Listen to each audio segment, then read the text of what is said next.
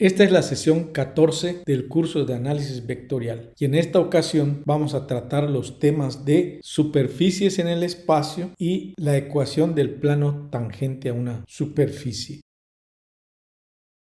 Entonces nosotros ya vimos que una ecuación de un solo parámetro representa una curva en el espacio y que el vector de posición para esta curva en el espacio es x de t y más y de t j más z de t k. Ahora, si nosotros tenemos una superficie en el espacio y la queremos escribir a través de ecuaciones paramétricas, el número de parámetros para este tipo de funciones es de 2. Así, una función f que depende de u y de b va a ser una expresión en donde la x depende de u y de b, la y y la z también dependen de u y de b. En donde lo que se trata de representar es que si nosotros tomamos a la b como una constante y dejamos variar a u, nos va a formar un hilo en el espacio en una dirección. Por lo contrario, si nosotros hacemos la u como constante y dejamos a b como variable, pues entonces estaremos trazando un hilo en el espacio en la otra dirección. Si nosotros vamos cambiando a las constantes, lo que vamos a tener es una malla en el espacio. Así, si nosotros queremos representar al vector de posición, este siempre va a ir del origen a un punto que está sobre la superficie. Entonces el vector de posición siempre va a tener la forma xy más yj más zk, pero tanto la x como la y y la z dependen de u y de b. Si nosotros queremos resolver el problema de obtener la función de superficie para una esfera en función de los parámetros r, θ y φ, lo primero que tenemos que hacer es escribir el vector de posición de esta esfera. Así, el problema que queremos resolver es representar al vector de posición que cae en un punto de la superficie de la esfera. Iniciamos con nuestro vector de posición que se separa un ángulo θ medido a partir del eje z hasta encontrar al vector de posición. A este ángulo θ se le conoce como el ángulo polar. Esto lo que nos permite es que a través de las funciones de trigonometría podamos calcular el tamaño de z, que es r coseno de θ, y la proyección sobre el plano xy, en donde esta proyección pues es r seno de θ. Se nos forma así, a partir del eje x hasta encontrar a la proyección, un ángulo φ. Esto nos permite, otra vez a través de las funciones de trigonometría, poder calcular la magnitud de x y la magnitud de y. Este ángulo, medido del eje X hasta encontrar a la proyección, se le conoce como el ángulo azimutal. Y lo que pretendemos es que a través de este ángulo azimutal es medir tanto a la X como a la Y, las cuales nos quedan como X igual a R seno de θ, que es la proyección por el coseno de φ. Y la Y es r seno de θ seno de φ. Así, teniendo ya a z, x y y, entonces nuestro vector de posición se puede escribir como r seno de θ coseno de φ y más r seno de θ seno de φ j más r coseno de θ k. Esta es la función del vector de posición, pero nosotros sabemos que la función de la superficie en el espacio se puede escribir teniendo en cuenta el vector de posición. Entonces escogemos dos parámetros, los que nosotros querramos, y en función de estos parámetros vamos a poder escribir nuestra función de la superficie en el espacio. Esto lo vamos a construir en GeoGebra para que veamos cómo funciona la construcción de la superficie en el espacio a través del vector de posición.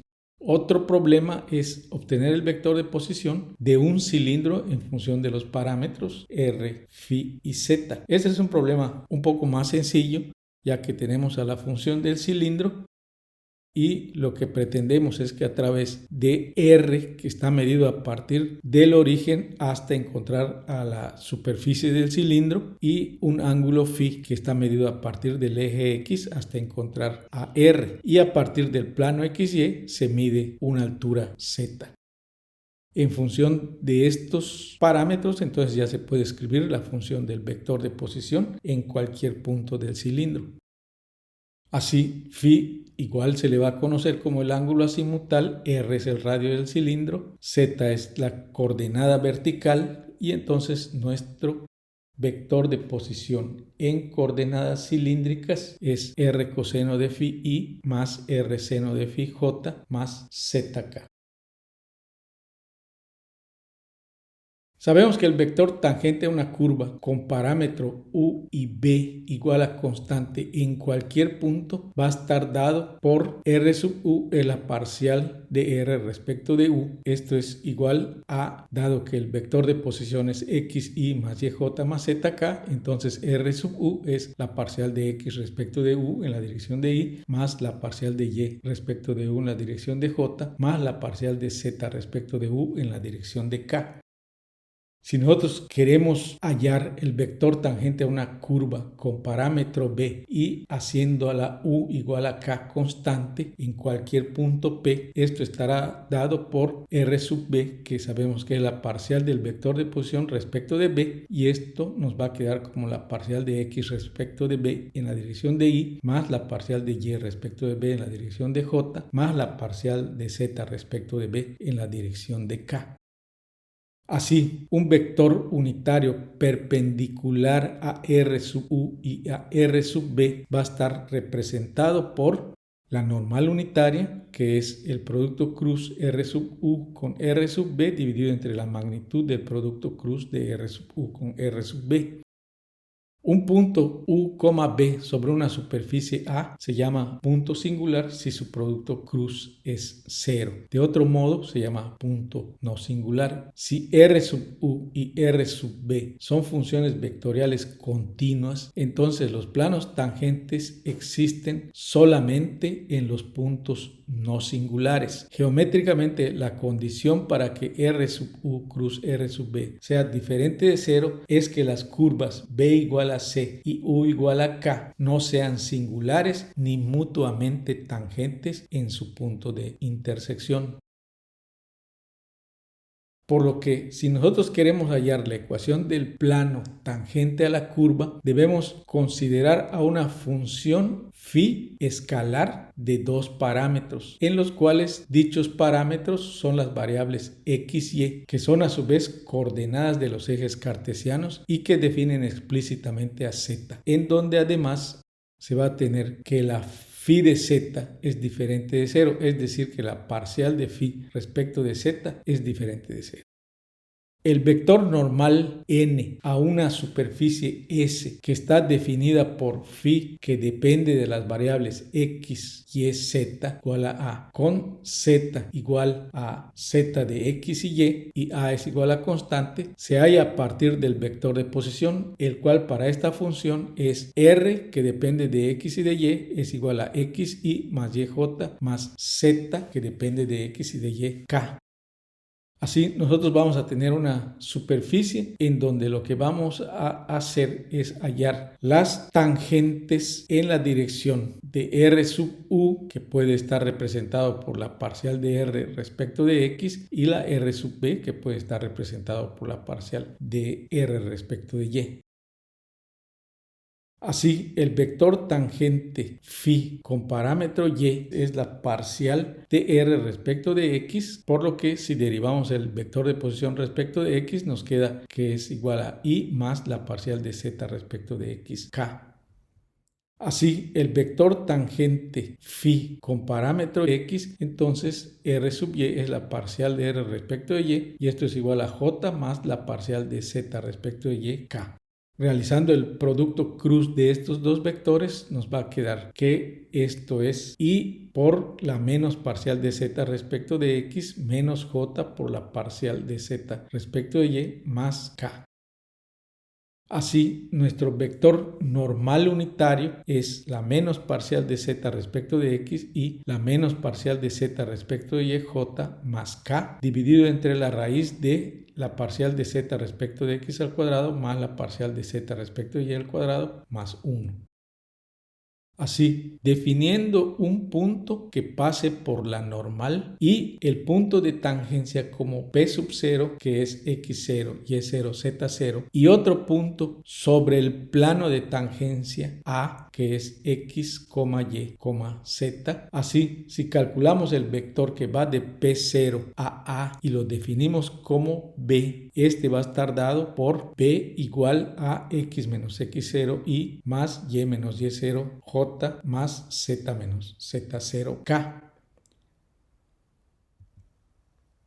Así, este vector B es perpendicular a la normal n y por lo tanto su producto punto va a ser 0.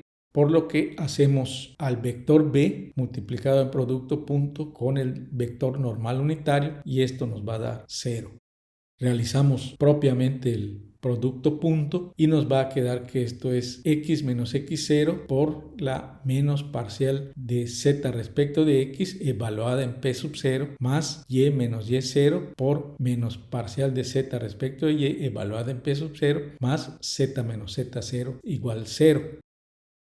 Esta es la ecuación del plano tangente a la curva phi que depende de x, de y y de z igual a una constante a.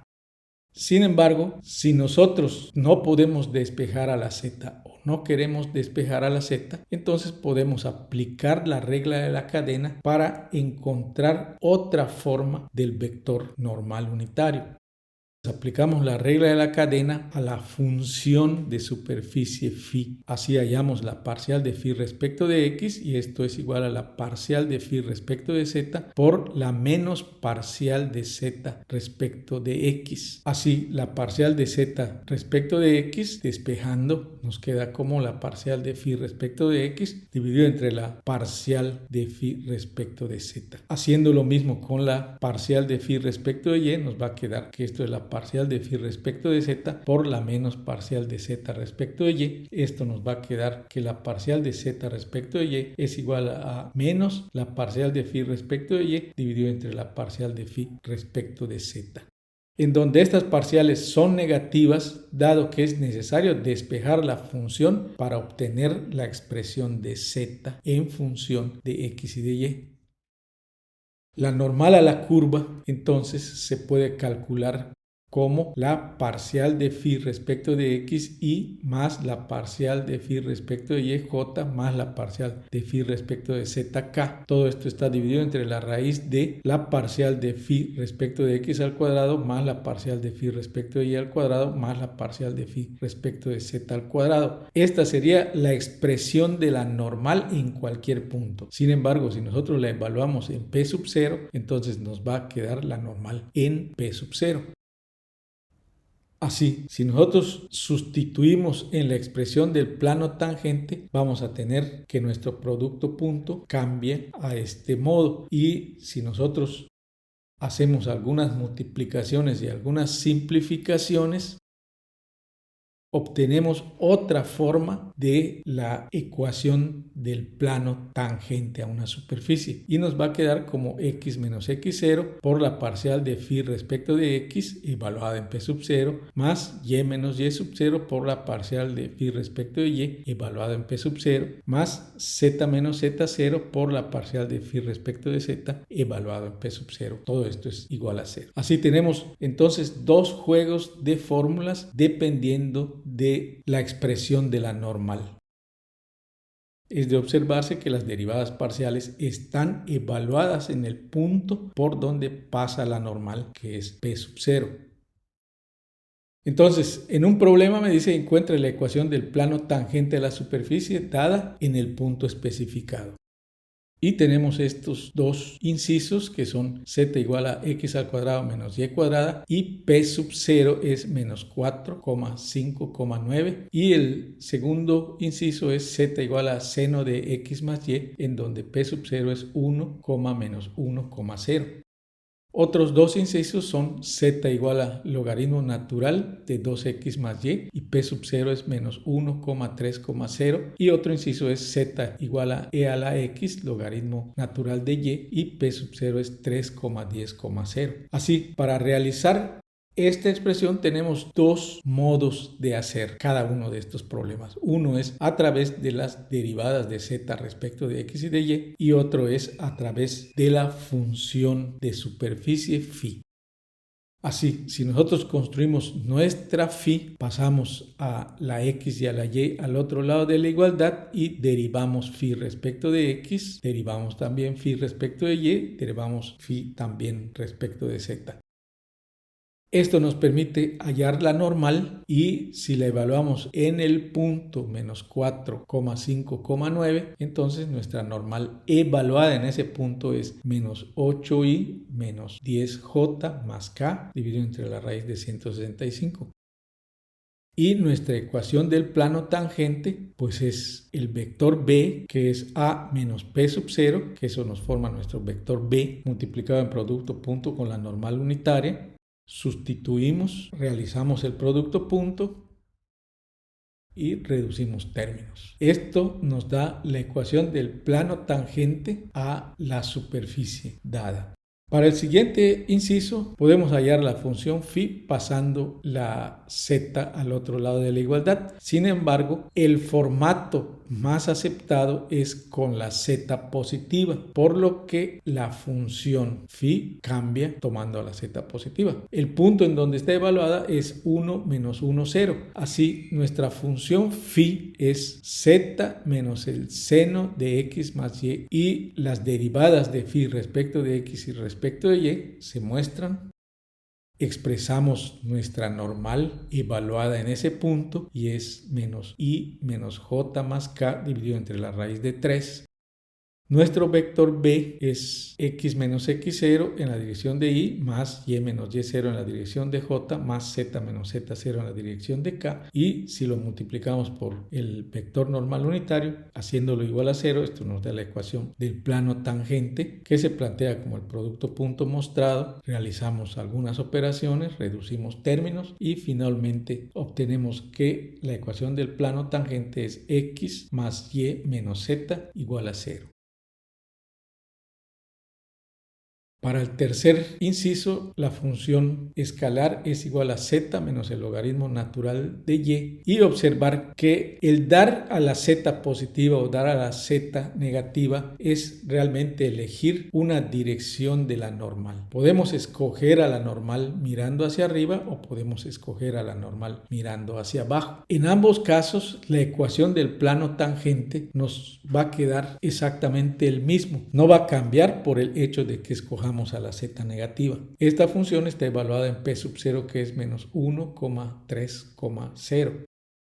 Así, tenemos nuestra función phi, hallamos las derivadas respecto de x, respecto de y de z, formamos nuestro vector normal unitario evaluado en el punto p sub 0, obtenemos la normal unitaria, planteamos nuestro producto punto, expresamos el producto punto, realizamos las operaciones, reducimos términos y obtenemos que el plano tangente es 2x más y menos z menos 1 igual a 0.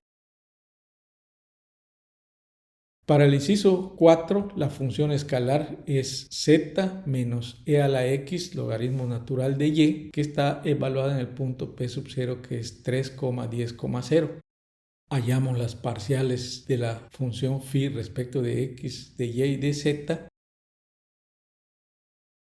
Escribimos nuestra normal, planteamos nuestra ecuación y realizamos el producto punto. Y en esta ocasión solo lo dejamos planteado o podremos hacer algunos cálculos numéricos, pero este es el procedimiento. Para que nosotros grafiquemos la normal a una superficie en GeoGebra y su plano tangente, podemos realizar el siguiente procedimiento, aclarando que los deslizadores o parámetros que se utilicen no se podrán escoger con nombres X, Y o Z, debido a que GeoGebra no los acepta, ya que los tiene reservados y nos va a cambiar automáticamente el nombre.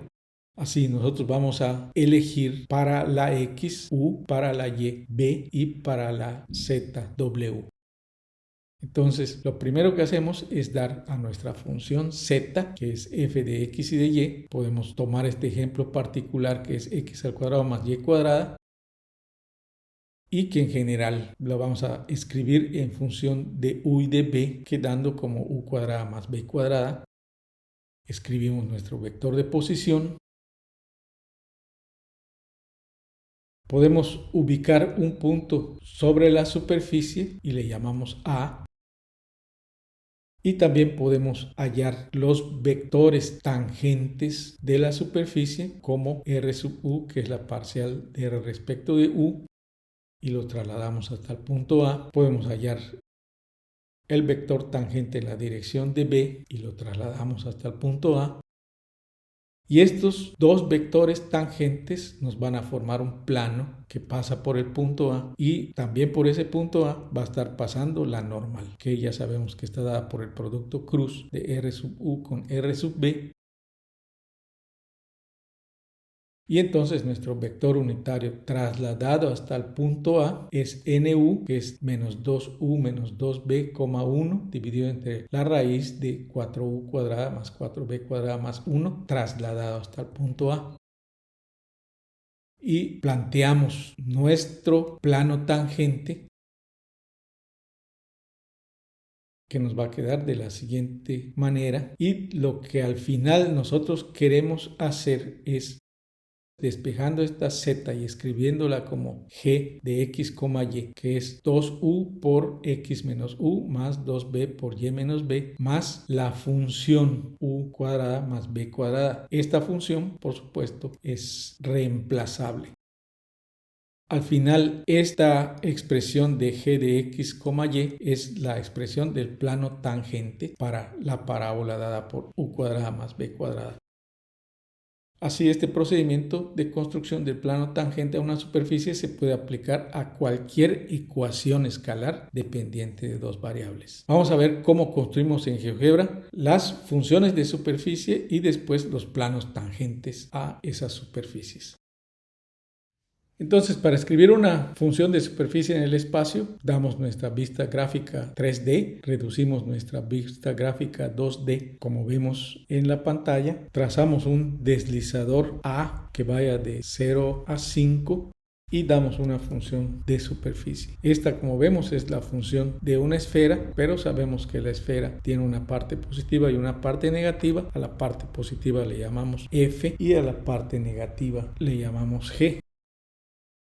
Cambiamos el valor de A y vemos que nuestra esfera podemos hacerla más chica o más grande. Entonces, esta es una esfera construida en el sistema de coordenadas cartesianas. Sin embargo, el sistema de coordenadas cartesianas es un poco limitado y vamos a construir esta misma esfera, pero utilizando las coordenadas propias, que son las coordenadas esféricas. Así que vamos a borrar estas dos funciones. Vamos a definir dos deslizadores angulares adicionales para trazar a la esfera en coordenadas esféricas. Entonces vamos a construir a un deslizador que le vamos a llamar θ sub 1, y dado que para nosotros θ es el ángulo polar, este siempre va a ir desde 0 hasta 180 grados. Damos otro deslizador que le vamos a llamar φ sub 1, y este sí dejamos que vaya desde 0 hasta 360 grados. Damos la función de superficie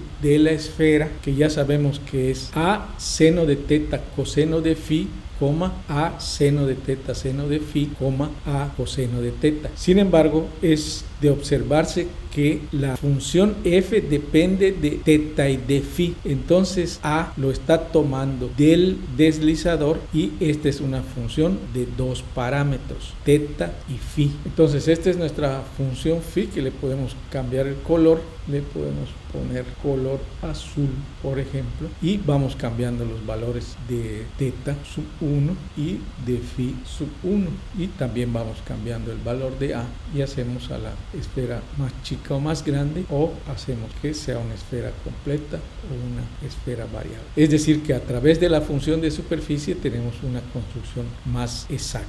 Vamos a definir dos deslizadores angulares adicionales que van a ser θ propiamente, y sabemos que esto va de 0 a 180, y phi, y este sí va de 0 a 360. Entonces ya tenemos definidos allá A, el deslizador numérico A y 4 deslizadores angulares, phi sub 1, teta sub 1, phi y teta. Esto lo hacemos para ir cambiando las variables. Si nosotros definimos ahora una función g, pero que estamos diciendo a la función que va a depender de r y de teta, es decir, phi está controlado por el deslizador. La función no depende de phi. Y entonces, si nosotros dejamos de ver f y vemos a la función phi y vamos cambiando, entonces tenemos a la función phi que vemos que es un semicírculo que puede girar. Si nosotros definimos a una función h pero que dependa de r y de phi, teta no es variable de la función, entonces lo que se nos define es ese cono que estamos viendo allá y vemos cómo ese cono puede subir o bajar. Si nosotros cambiamos phi sub 1, vemos como el círculo horizontal se puede hacer incompleto, o si nosotros cambiamos teta lo convertimos en un embudo que lo podemos hacer completo, no completo. Y entonces si nosotros dejamos ver a las tres funciones, bueno, pues esto lo que nos da es poder ir modificando estas funciones tanto en tamaño como en ángulo. Entonces, la función de una esfera dada en coordenadas esféricas y a través del comando de superficie nos permite controlar el comportamiento de la esfera en todos sus parámetros. Vamos a borrar las funciones de la superficie esférica,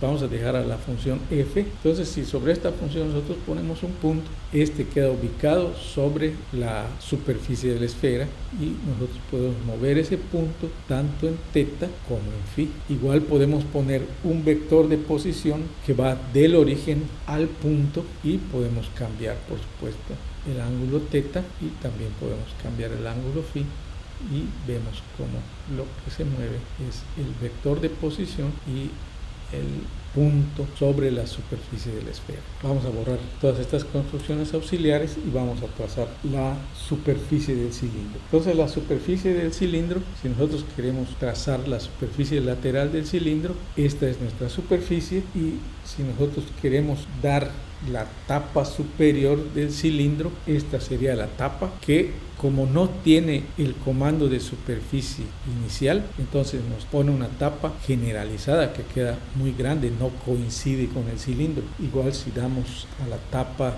inferior, pues tampoco coincide con el cilindro, ya que son tapas generalizadas. Pero con el comando de superficie nosotros podemos trazar de modo más controlado a las tapas. Entonces esto nos permite dar una tapa del tamaño adecuado que se ajuste al cilindro, y vemos que el comando de superficie es un comando más exacto. Entonces es preferible utilizar el comando de superficie que el comando punto para más precisión en los gráficos. Si adicionalmente damos un deslizador h que vaya de 0 a 5, por ejemplo, podemos poner un punto sobre la superficie del cilindro, en donde si hacemos que cambie h, bueno, pues cambia el punto. Si hacemos que cambie phi, hacemos que el punto se mueva alrededor del cilindro, y si cambiamos a, pues hacemos más delgado el cilindro o más grueso. Entonces, con los comandos de superficie tenemos un mayor control sobre los gráficos. Vamos a borrar todo lo que tenemos acá y vamos a construir nuestra ecuación del plano tangente. Entonces nosotros podemos dar a la función z, que es x al cuadrado más y cuadrada, que es un paraboloide como vemos. Vamos a definir dos deslizadores que les vamos a llamar u y b. Y habiendo ya definido a los deslizadores, entonces podemos expresar nuestro vector de posición. Recordemos que el vector de posición solamente se puede construir si conocemos todas las variables de un punto. Entonces tenemos allá nuestro vector de posición que está dentro del paraboloide. Igualmente definimos un punto sobre el paraboloide. en donde podemos cambiar U, podemos cambiar B y siempre vamos a tener ese punto sobre el paraboloide. Así nosotros igual podemos dar un punto normal que ya sabemos que está en menos 2u, menos 2b, 1 dividido entre la raíz de 4u cuadrada más 4b cuadrada más 1 trasladada hasta el punto P, y ahí tenemos al vector normal que, como vemos, está mirando hacia dentro de la superficie. Entonces agarramos y construimos a nuestro vector normal y ya tenemos allá al vector normal mirando hacia adentro. Y como ya sabemos, podemos hallar la ecuación del plano tangente hallando la g de x, que es x menos u por 2u más y menos b por 2b más la función f de u. Esto nos da el plano tangente a la superficie en un punto. Si nosotros vamos cambiando